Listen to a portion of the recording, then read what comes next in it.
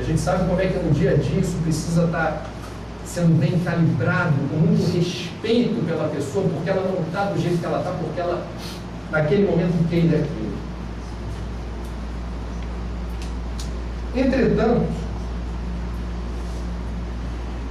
a gente vai encontrar em Joana de Ângeles, que é a nossa psicóloga, talvez das mais notáveis, a série psicológica de Joana, em vários momentos, através da psicografia de Divaldo, aborda o problema da depressão. Joana diz: como é que uma pessoa tem depressão e outra não tem? O que determina numa determinada pessoa essa vulnerabilidade? Segundo Joana, a depressão tem sua gênese no espírito,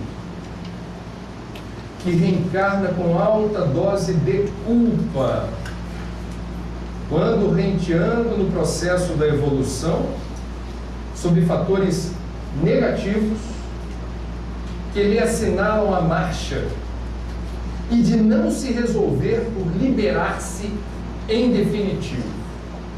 Portanto, há que se reparar que mesmo no auge da depressão há, fragilizado, mas há o livre-arbítrio ali. A pessoa pode não estar realmente sentindo esperança. E quando não há esperança, você realmente não tem que levantar da cama, como eu já disse. Mas ela pode se conceder o benefício da dúvida, dizer: acreditar, não estou acreditando que eu vá sair dessa, mas está todo mundo dizendo para eu ir, eu vou. Eu vou fazer uma concessão à possibilidade de haver alguma chance de eu sair desse buraco.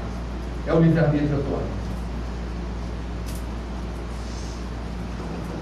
O psiquiatra espírita Jaider Rodrigues de Paula, sobre esse assunto, diz: estão insípidas no perispírito as matrizes da depressão. O corpo físico reflete o corpo espiritual. Se o reencarnante traz esculpido no seu psicossoma as matrizes da depressão, elas vão influenciar ativamente na seleção genética dos elementos que poderão, não é um determinismo, poderão viabilizá-la, a depressão, na vida física, caso o interessado deseje.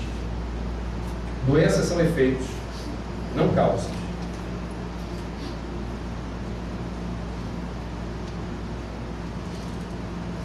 A aura do depressivo é cinza, triste, uma existência sem vida. A gente tem, portanto, através da depressão, a chance de fazer o tratamento antidepressivo.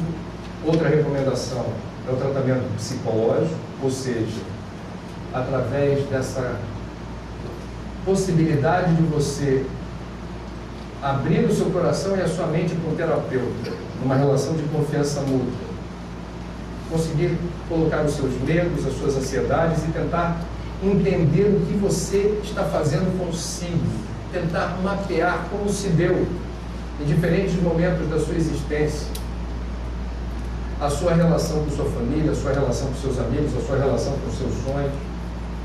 Tudo isso faz a diferença.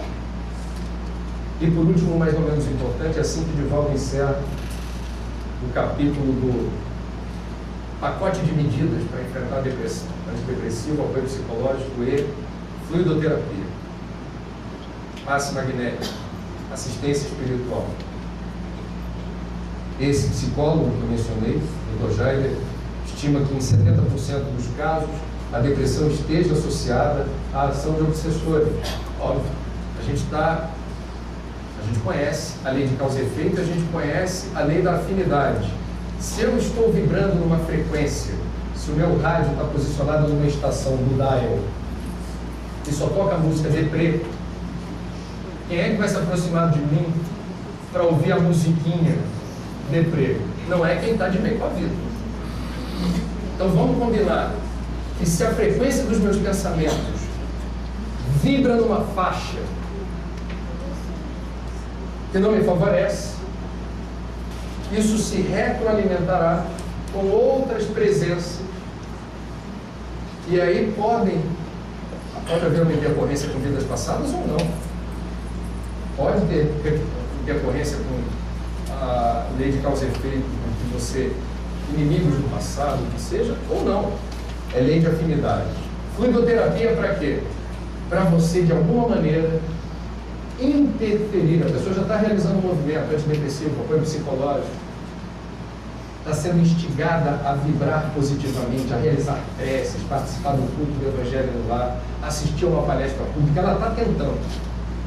E a fluidoterapia arremata essa tentativa. É mais um tratamento, é mais um dispositivo que a gente não deveria abrir mão. Um outro movimento que a gente precisa, uma outra informação que a gente precisa ter é a seguinte: a evolução dos casos no Brasil e no mundo determinou na área da ciência, particularmente na ciência médica, particularmente na psiquiatria, o aparecimento de uma nova área do saber, uma nova área do conhecimento, que é a suicidologia. Então nós temos no mundo e no Brasil a figura do suicidólogo. É chique isso? Com licença. Meu cartão. Doutor André, suicidólogo. O suicidólogo é alguém que vai mapear e tentar entender por que há tantas pessoas escolhendo o autoextermínio, como é que esse fenômeno se resolve no dia a dia. É um profissional da área médica, principalmente psiquiatra. Mas não sabemos do que sabemos, mas o pouco que se sabe na área da ciência já nos ajuda a entender certas coisas importantes. Por exemplo, se a gente conversa com o suicidólogo, ele afirma categoricamente o seguinte: em nenhum caso é possível dizer que uma pessoa resolva se matar por uma causa, uma única causa. Exemplo: descobriu-se traído na relação amorosa e resolveu se matar. Bom, se todas as pessoas que se descobrem traídas numa relação amorosa alegam que por causa disso vão se matar, eu não sei o que aconteceria no mundo. Mas vamos entender, é uma dor, vamos admitir, é uma dor. Então, eu digo isso brincando porque às vezes a gente se atribui muita importância, né? Seja assim, fui traído, olha para o lado, relaxa, entenda isso como um processo que envolve muito aprendizado, muita paciência e muita autoestima. Mas vamos lá, reconhecendo que aquela relação era de fato muito forte, durante muito tempo houve uma entrega, um consumo de tempo, energia, dedicação, aí de repente a ruptura, da forma mais abrupta. Ok, então vamos reconhecer, houve uma grande dor. Se você fala com um suicidólogo sobre esse assunto, viu, doutor, se matou porque foi traído. Ele provavelmente vai dizer o seguinte: ok, eu vou entender esse episódio da vida do suicida como um episódio que foi muito importante para a escolha que ele fez, mas eu não aceito que a ciência demonstra que esse fator, ele é apenas um dos fatores que predispõe a pessoa a achar que a saída para aquela humilhação, para aquela decepção, seja o autoextermínio. Por exemplo, pega a vida desse que se matou por amor e vamos verificar como foi sua infância. Nesse período que a gente mais se ressente de afeto, de atenção, de carinho e de colo, nutrição emocional, que é fundamental para que a gente na vida adulta se sinta mais ou menos seguro diante das intempéries, das puxadas de tapete, das situações dolorosas que subitamente nos surpreendem. Todo mundo balança.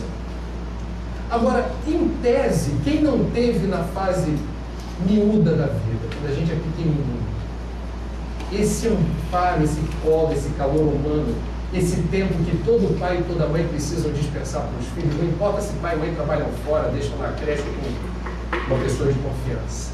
Você tem 10 minutos por dia apenas para estar com seu filho, então desliga o celular, não atende campainha, esquece o que está passando na TV e faz o teu filho, a tua filha perceberem: olha, esse é o seu momento, comigo. E esse momento a gente está realizando uma troca.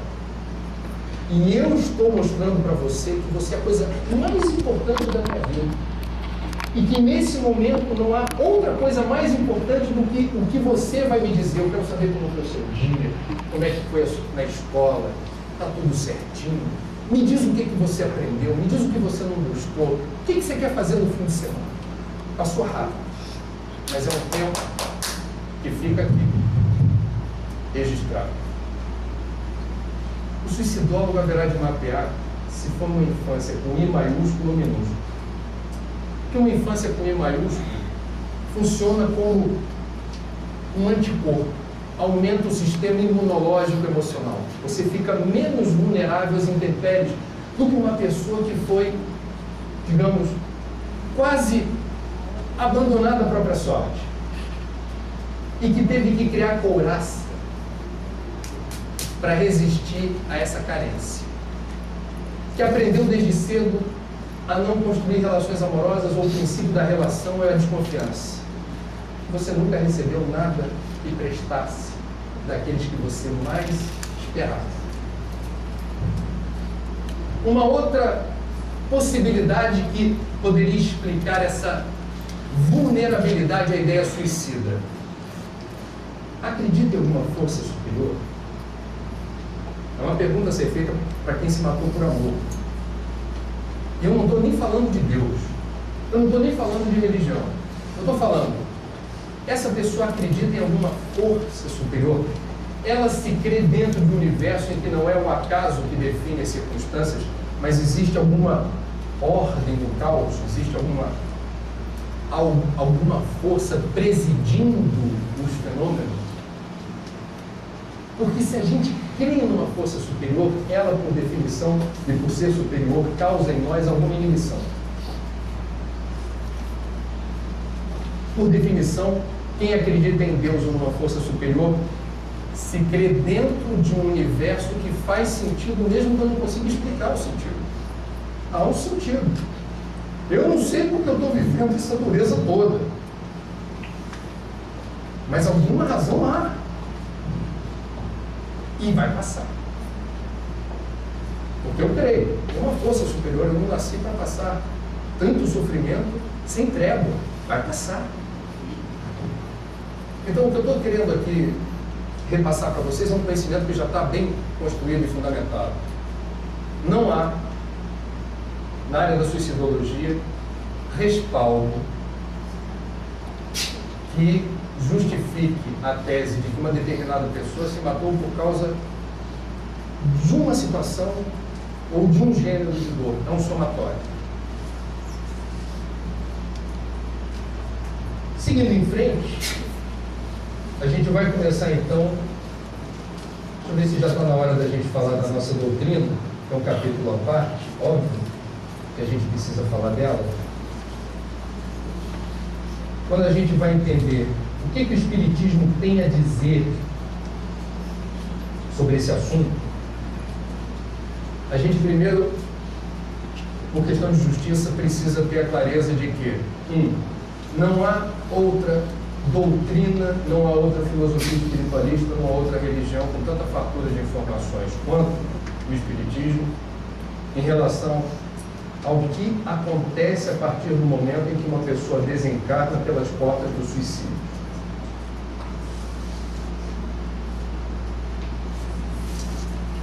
E é importante a gente ter essa clareza, porque quem se diz espírita, por tabela, tem à mão preciosos recursos para construir essa certeza, essa convicção de que, em qualquer hipótese, sob qualquer circunstância, o autoextermínio não significa alívio.